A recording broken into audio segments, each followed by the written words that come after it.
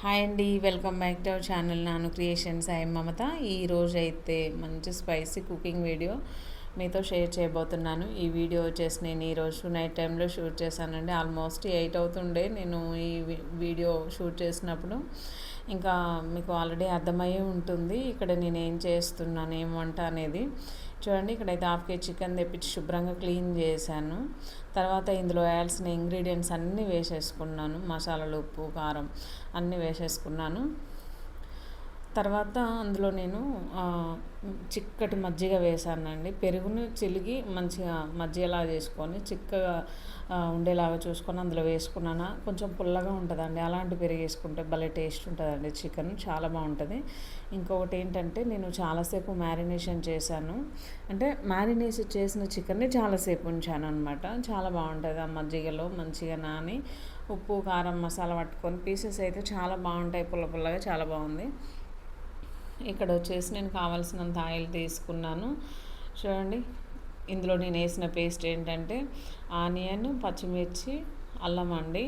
అల్లం అందుకనే నేను చికెన్లో వేయలేదు, ఇందులో వేసాను అనమాట. ఏంటంటే నాకు అల్లము ఉంటుంది రెగ్యులర్గా, నేను ఫ్రెష్గా వేసుకోవాలి అని చెప్పేసి ఎల్లిపాయలు, అల్లం, పచ్చిమిర్చి, ఆనియన్ మిక్సీ జార్లో వేసుకొని పేస్ట్ చేసుకొని ఇందులో వేసేసుకుంటా అనమాట. అందులో ఒకటి ఇంకో గ్రేవీ వస్తుంది బాగా. ఇట్లా మనం పేస్ట్ ఇట్లా వేసుకుంటే బాగుంటుంది చికెన్ అనేది. ఫ్రెష్గా వేసుకుంటాను నేను అల్లం పేస్ట్ ఎప్పుడైనా సరే. ఇదివరకు నూరిందో లేకుంటే ఒక 10 రోజులు దాంట్లో వేయనండి.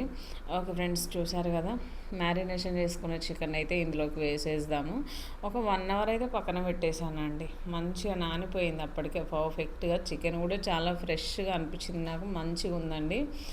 అప్పుడప్పుడు కొంచెం మంచిగా ఉండదు అనమాట, అందుకే చెప్తున్నాను. ఇక్కడ చూడండి, ఇంకా చికెన్ మొత్తం కూడా మసాలాలు, ఉప్పు, కారము, ఈ ఆయిల్ అంతా బాగా మిక్స్ అయ్యేలాగా కలిపేసుకుందాం. చాలా జాగ్రత్తగా కలుపుతానండి, నేను అస్సలు కలపను, చాలా తక్కువ అనమాట. ఓకే ఫ్రెండ్స్, చూసారు కదా, ఇలా మంచిగా కలుపుకున్న తర్వాత మంటను లో ఫ్లేమ్కి అడ్జస్ట్ చేసుకొని మూత పెట్టేసుకొని ఒక 3-4 నిమిషాలు అట్లా ఉడికించుకుంటే మనకి ఈ విధంగా వస్తుంది. చూడండి, ఆల్మోస్ట్ ఉడికినట్లే.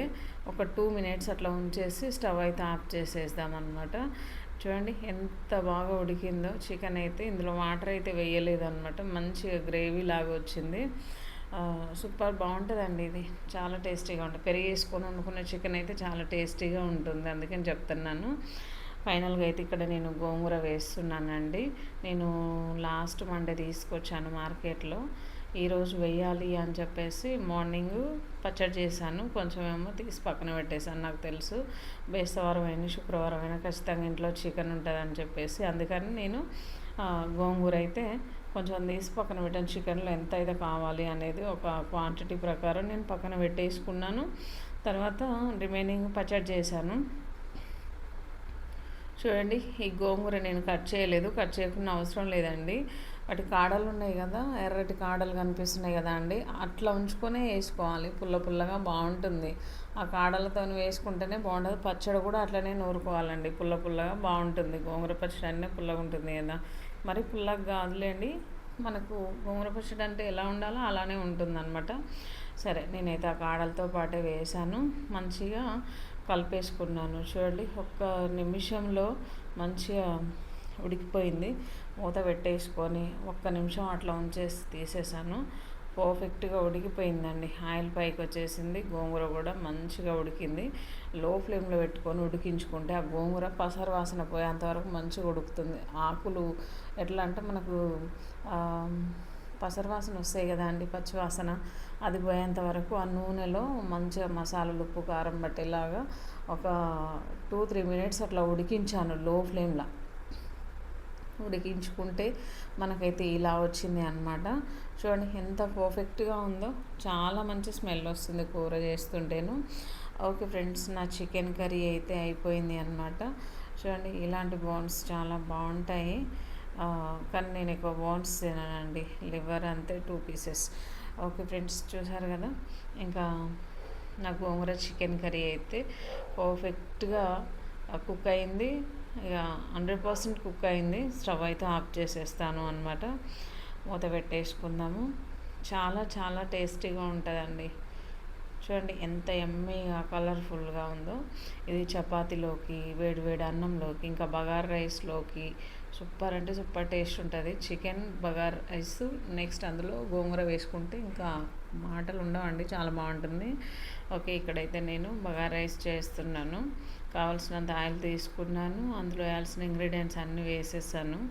తర్వాత ఆనియన్, పచ్చిమిర్చి వేసుకున్నాను. ఇది మంచిగా వేయించుకోవాలండి ఆయిల్లో. ఇలా వేయించుకున్న తర్వాత అన్నీ వేసుకోవాలి. వేసుకున్న తర్వాత మంచిగా వేయించుకుందాము. బగారా మిక్స్ అన్నీ వేసేసాను, కాకపోతే అందులో ఒక 2-3 లవంగాలు ఎక్స్ట్రా వేసాను అనమాట. నాకు అందులో లేవు అనిపించింది, ఒకటో రెండో ఉంది అండి. కొంచెం స్పైస్ ఉండాలని చెప్పేసి నేను ఎక్స్ట్రా యాడ్ చేశాను. సరే, ఇంక ఇవి అయితే మంచిగా మీడియం ఫ్లేమ్కి అడ్జస్ట్ చేసుకొని మంచిగా ఉడికించుకోవాలి ఆయిల్లో. తర్వాత అల్లం పేస్ట్ వేస్తున్నాను. అల్లం పేస్ట్ ఉండాలండి ఖచ్చితంగా, నాకు రైస్లో అయినా సరే, అంటే బగారా రైస్ చేసినప్పుడు ఓన్లీ రైస్ అయినా సరే, కర్రీస్ అయినా సరే ఖచ్చితంగా ఉండాలి. అల్లం లేదు అంటే ఖచ్చితంగా ఎల్లిపాయలు దంచి చేసుకుంటాను, బాగుంటుంది. అది లేకుండా అసలు కూర వండాలనిపించదు నాకు. ఇక్కడైతే ఫైనల్గా కొంచెం కొత్తిమీర వేసాను. ఇదంతా బాగా మగ్గించుకుందాము. ఇలా మగ్గించుకున్న తర్వాత ఇందులో వాటర్ అయితే పోసేద్దామండి. నేను ఈవినింగ్ టైంలోనే రైస్ అయితే కడిగి పక్కన పెట్టేసాను, నానాలి కదా అని. తర్వాత ఇంకా దానిపైన ఉన్న వాటర్ ఉంటుంది కదా, అదైతే పోసుకొని మంచిగా బాయిల్ చేసుకోవాలి, మంచిగా కాగబెట్టుకోవాలి అన్నమాట ఎసరు అనేది. చూడండి, ఇందులో టేస్ట్ సరిపడా సాల్ట్ వేసేద్దాము. కొంచెం చికెన్ మసాలా వేస్తున్నాను. ఈ ఆటతో లాస్ట్ అయిపోయిందండి. ఈ ప్యాకెట్ వచ్చేసి 75 రూపీస్. స్టార్ బజార్లో తీసుకుని వేస్తున్నామంటే చాలా టేస్టీగా ఉంది, కానీ కడుపులో కొంచెం మంట వస్తుందని తిని అలవాటు అయిపోయింది. అందుకని చెప్పేసి కొంచెం వేస్తున్నాను. చూడండి, కొంచెం కలర్ కోసం పసుపు వేసాను. బగారా రైస్ అంటే వైట్గా ఉంటే ఏం బాగుంటుంది కదా అండి, మంచి కలర్ ఉండాలి, అందుకని చెప్పేసి వేసాను అనమాట. తర్వాత వాటర్ మంచిగా మరిగిన తర్వాత అందులో అయితే రైస్ వేస్తున్నాను. రైస్ ఇలా వేసుకొని ఇంకా మంచిగా కలిపేసుకుందాము. కలిపేసుకొని మంట హై ఫ్లేమ్కి అడ్జస్ట్ చేసుకొని పెట్టేసుకుంటే మనకు 5 మినిట్స్లో రైస్ అనేది ఈ విధంగా వస్తుంది. చూడండి ఎంత పర్ఫెక్ట్. కొంచెం కూడా వేసారు, తక్కువ కాదు ఎక్కువ కదండి. నేను అన్నం వండానంటే మళ్ళీ మంచిగా ఉంటుంది, బాగుంటుంది. ఓకే, చూసారు కదా, ఇక రైస్ అయితే నాది పర్ఫెక్ట్గా అయిపోయింది. నేనైతే వేడి వేడి అన్నం సర్వ్ చేసుకుంటున్నాను. ఇంకా ర్యామ్స్కి తినడానికి టైం పడుతుంది అంటే నేను తినేస్తున్నాను. నేను రైస్ తినేటప్పటికి 11 అయిపోయిందండి, నైట్ 11 ఎగ్జాక్ట్గా 11 అవుతుండే. ఇది తినేసి నేను ఈ వీడియో ఎడిట్ చేసుకోవాలి అనేది ఆలోచించుకుంటూ అన్నం అయితే ఫాస్ట్గా పెట్టేసుకుంటున్నాను అనమాట. ఈ వీడియో ఎడిట్ చేసి 12 కాకముందుకు అప్లోడ్ చేయాలి నైట్. రెగ్యులర్గా వీడియోస్ పెట్టాలి అండి, లేదంటే వాచ్ అవర్స్ తగ్గిపోతున్నాయి.